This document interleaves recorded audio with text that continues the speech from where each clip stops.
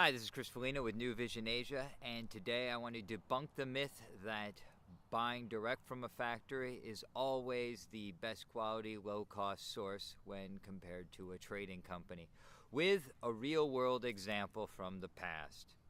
So right here, we have a multi-tool pen. You may see a lot of sellers on Amazon are selling these days. It's been around for a couple years, but when my client first brought this pen out, there weren't that many suppliers. Open market item. So they asked us to find some sourcing options for them. We got them about 5 different suppliers, and some were factories, some were trading companies. And with all processes, we started with the price quotes. We threw off the one that was it looked like a retail price being quoted to you, so it was so far out of the norm, we didn't even bother with it. But then the other factories all fell within a decent range. The cheapest one overall was a factory. The second cheapest was a trading company.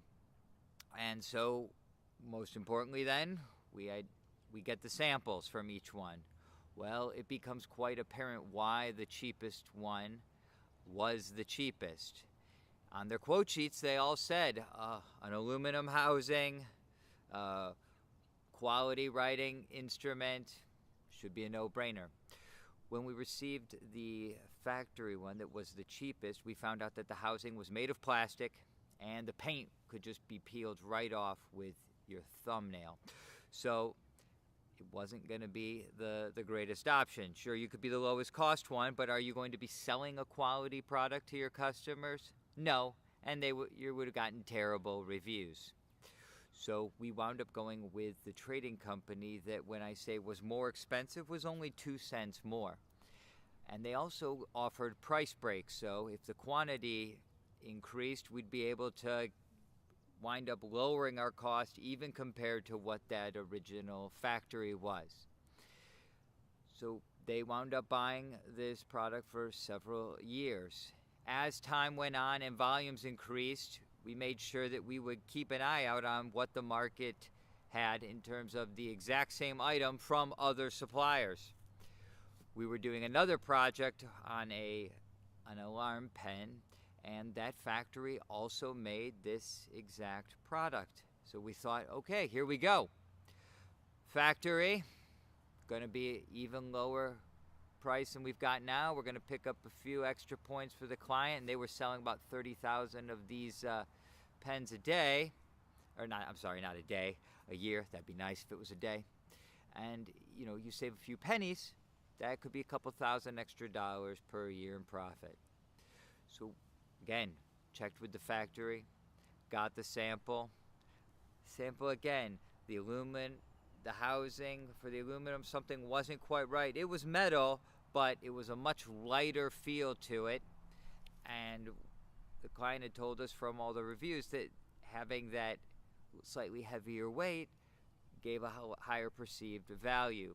There were also some things the ink didn't write as well. But the price, again, even with the price breaks, we still wound up being higher than the trading company.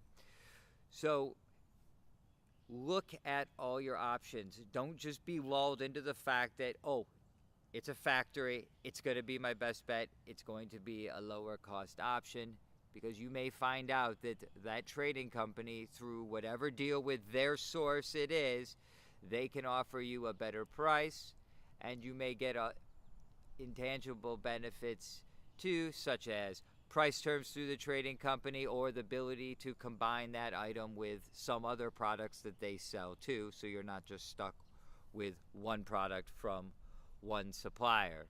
So take a look at all your options. Might not be that the factory is the best option. But also remember, whether it's your first order or your 100th order, always get a third-party inspection done on your goods before you ship them out. For more videos on education on sourcing from China, click the subscribe button below, and also click that bell to make sure you're getting all the updates. Thank you. This is Chris with Newvision Asia.